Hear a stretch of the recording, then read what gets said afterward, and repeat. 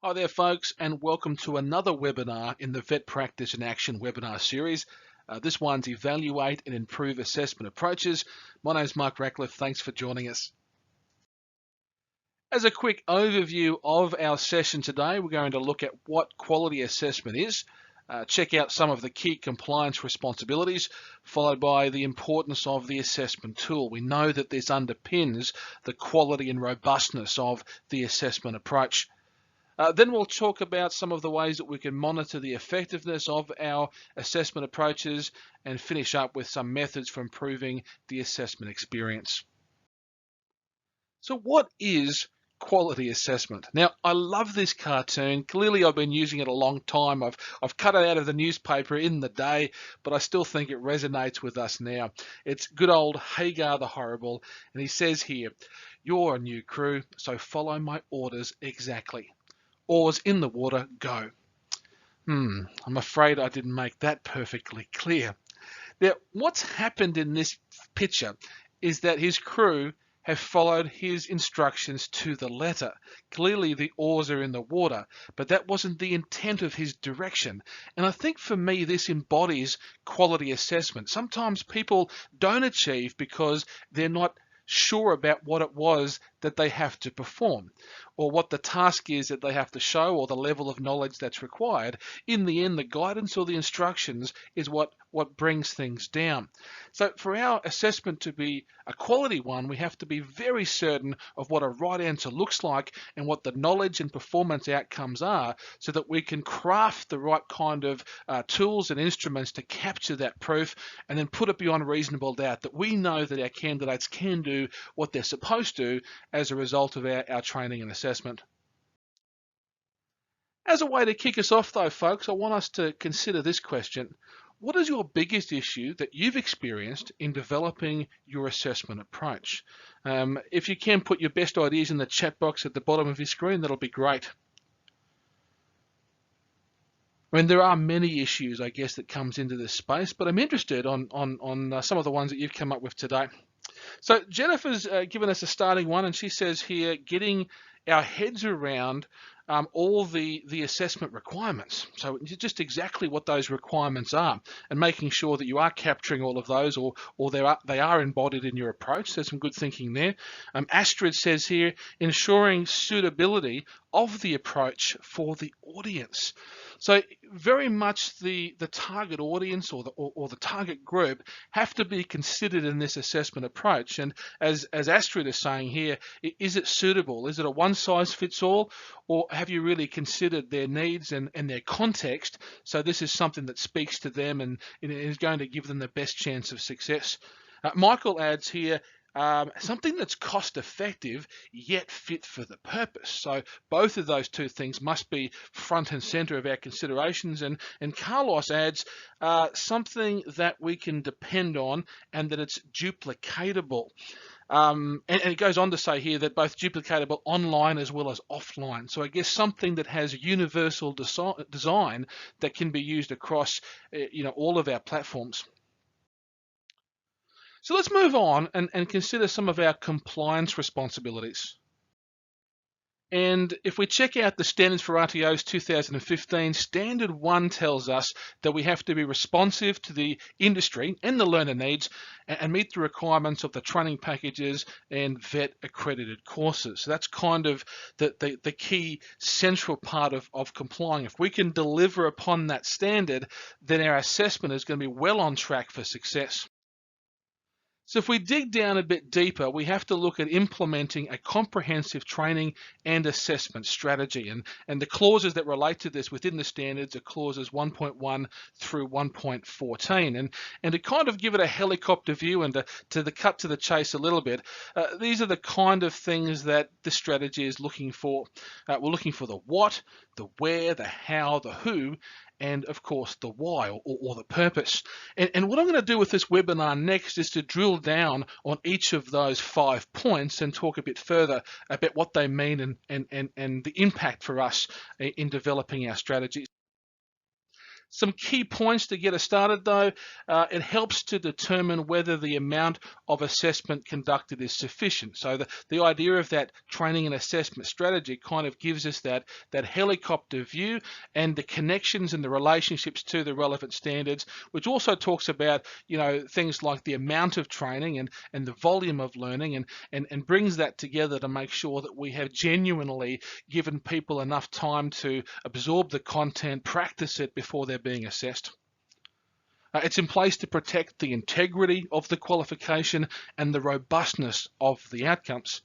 And it supports a better transition from the learning environment to the workplace, as candidates can prove that they have the skills and knowledge specified in that relevant training product, whether that be a unit of competency, a skill set, or a full qualification, as well as needed by the job. So let's not forget that we have to empower people to transition to work roles. So let's start off with the what in our magical mystery tour here, and I often use this analogy of the ship. And for us to be able to set sail, there are certain things that need to be in our sails to keep our ship going forward, and that's part of our assessment journey.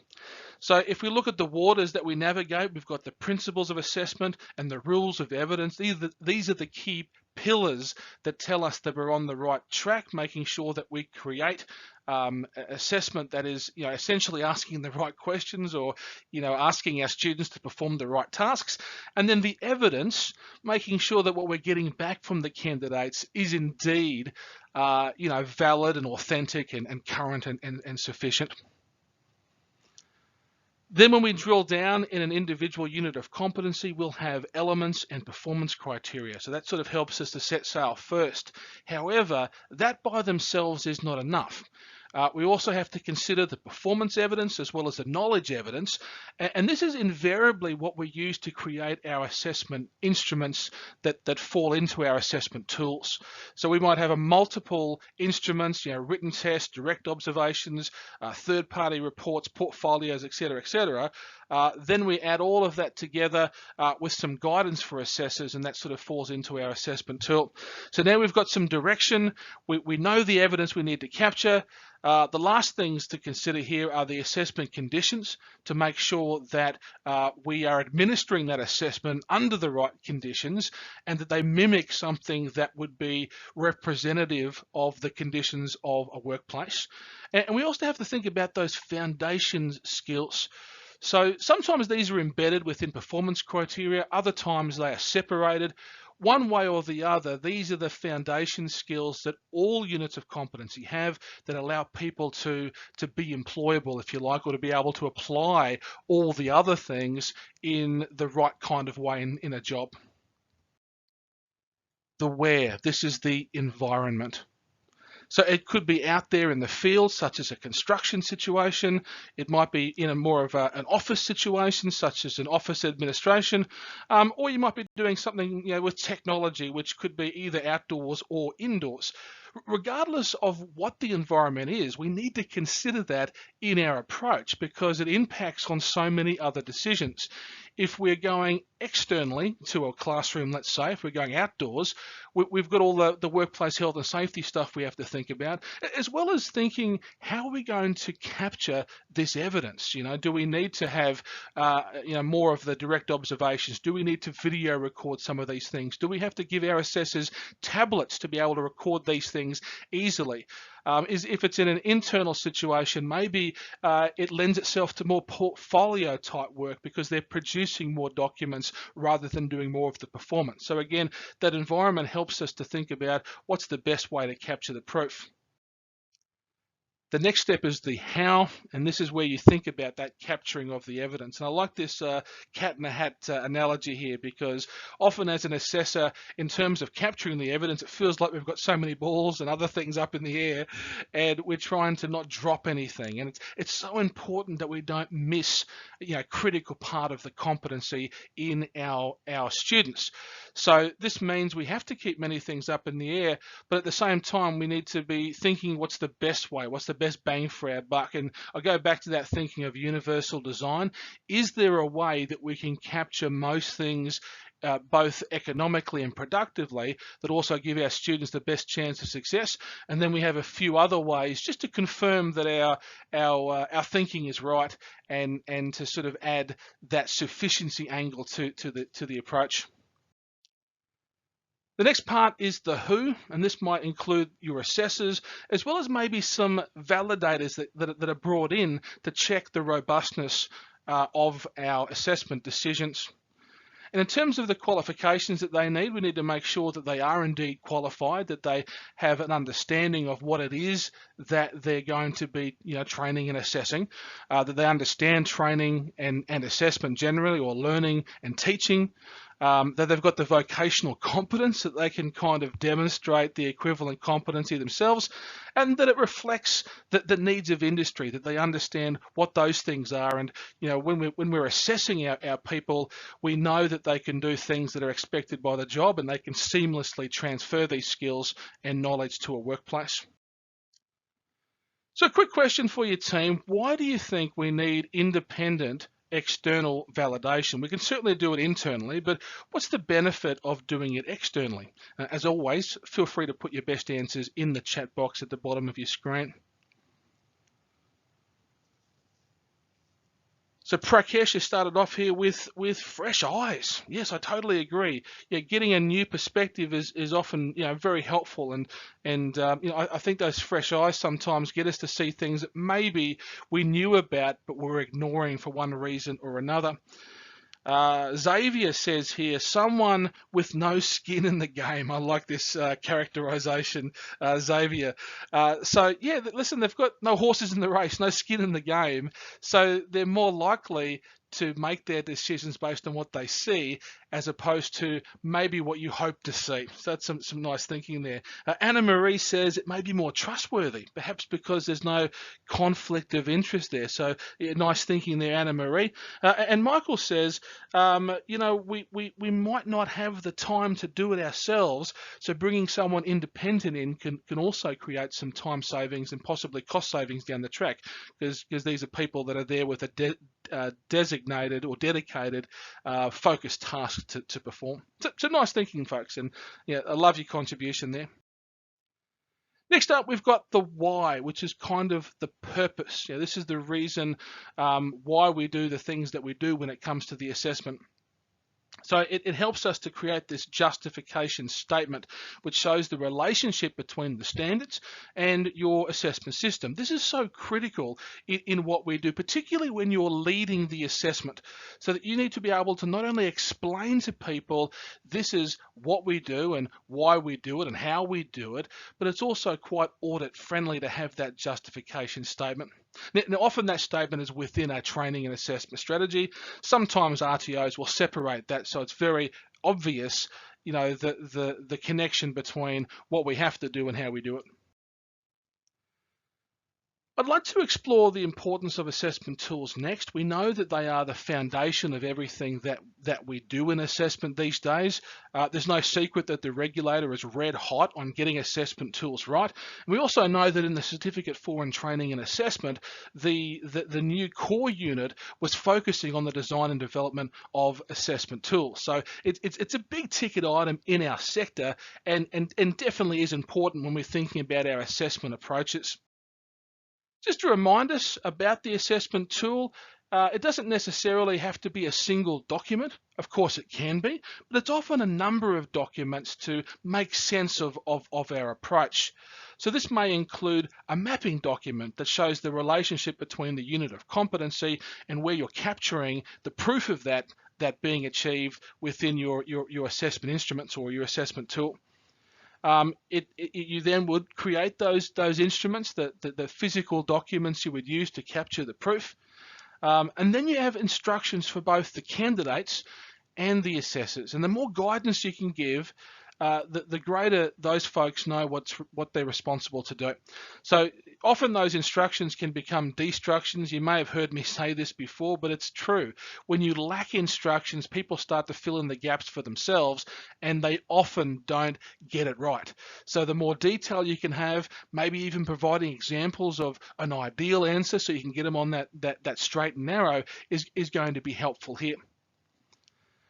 Together with those instructions, you're probably going to want some sort of an assessor guide or a marking guide, and this is something that speaks directly to your assessors so that they know this is how you set it up, these are some of the reasonable adjustments, this is what they can and can't do. Again, these are ideal responses. In some cases, you might say these are the only responses. If there's a black and white answer, this is what it must be. You might also provide guidance around how long a response might be if it's a written response. So are you looking for 100 words? Are you looking for 300 words? Having said that, you should be telling your students that too, not just the assessors. You might want some external validation here too. So this may be your industry representatives that come in and have a look at the assessment and kind of tell you, yes, this is the sort of thing that we would use out there in the job.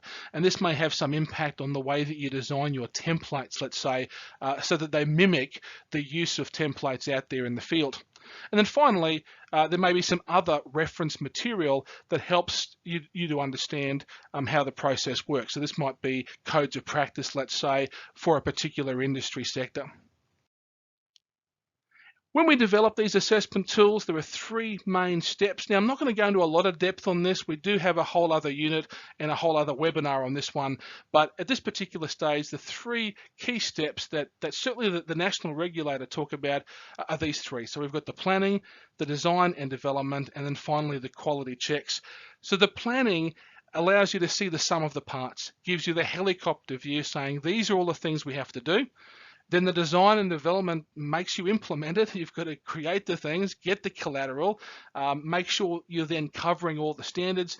And then the quality checks really just monitors to make sure that on an ongoing basis, it's doing what you intended it to do. I mean, the key thing here is when you create assessment for the first time, you don't really know how people are going to respond to it. Once you've had interaction with actual students, and you start to see what they're doing, you might find that there are some changes that need to be made.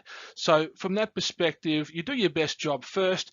Your quality checks make sure that the language is right and that the instructions are at the right level, and it's even pitched at the right AQF level as well, and then you can make those incremental changes as time goes on. Quick question, guys. How could we evaluate these assessment approaches? Feel free to put your best ideas in the chat box. So Astrid says surveys. Michael goes on to say observations are great. Abdul says here we've got internal audits or external audits too. Xavier adds pre-test, post-test, and Anna-Marie talks about getting some sort of stakeholder feedback, which could be both qualitative or quantitative. Astrid goes on to say here, trialing and piloting might be a way to really make sense of it. In the end, regardless of the combination of tools that you use, you need to make sure that you systematically monitor the effectiveness of your assessment system. Okay, and in doing that, I want to talk a little bit more about some of the other key considerations for us to make. So in terms of other considerations, you'll need to think about what tools you're going to use to evaluate that effectiveness. You'll want to think about who's involved and what their responsibility is, and then how often it should be monitored. What's the frequency of this evaluation? For me, it really does depend on how old the qualification is, if you like, or how often you've been doing it. So if you're doing it for the first time, then you want to get some really quick feedback to make sure that it's right at the very beginning. And then you might, extend that frequency maybe, by quarter or even half yearly, depending on how experienced you've been and how many people are involved with that. And then finally, how do you need to record and report the review? So depending on the job that you've got, you might have a different role in that reporting. So if you're the trainer and assessor, it might be a summary of what you found. If you're the project manager or the team leader or the head of department, you might be making more robust recommendations, or in fact, making justifications to your RTO about why changes need to be made. In all of this today, team, we can't forget that we've got living breathing humans that are doing this assessment. And we need to make sure that the assessment experience is one that not only gets all the evidence that we need, but is a pleasurable experience. So we don't want this sort of reaction there, that the Kevin McAllister, where people look at our assessment and they go, oh my God, where do I start? I don't think I'll ever be able to do this.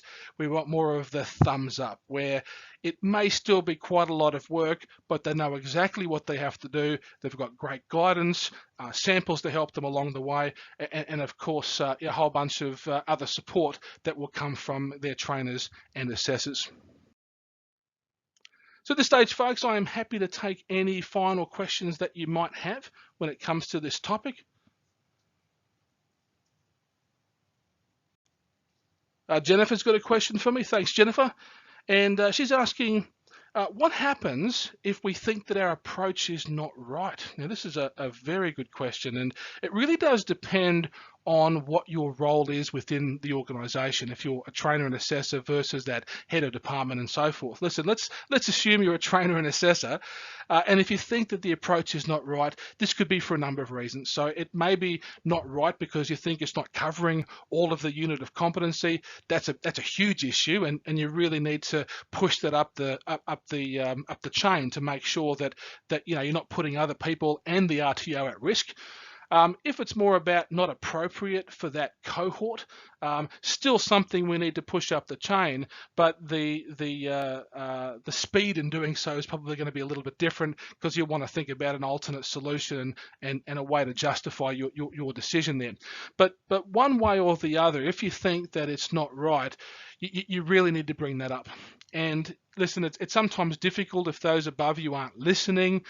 You may be able to do things in your classroom situation if you're both the trainer and the assessor, to make sure that you're doing everything in your power to cover everything that's necessary. And when you make that decision, you're 100% confident that they can do what they should be able to do. But in the end, you don't want just you doing that. If it's a systematic problem, that needs to be fed to everybody else that's doing it. So from that perspective, like I said, you've got to be honest about it. You've got to move it up the chain. And if your RTO is worth their salt, they'll definitely take it on board. So hopefully, Jennifer, that's going to put you on that right path. Well, team, it looks like there's no other questions at this stage, so I will move. Well, folks, thanks for joining us for another Mr. WED webinar. Hopefully you've got a few new ideas about how to evaluate and monitor those assessment approaches. As always, if you've got a question that you think of after today about this topic, feel free to send me an email or even tweet it out in 140 characters or less. You've got all my details there on the screen. Thanks for investing in your own PD, and we hope to see you on another Mr. WED webinar sometime soon. Thanks for your time.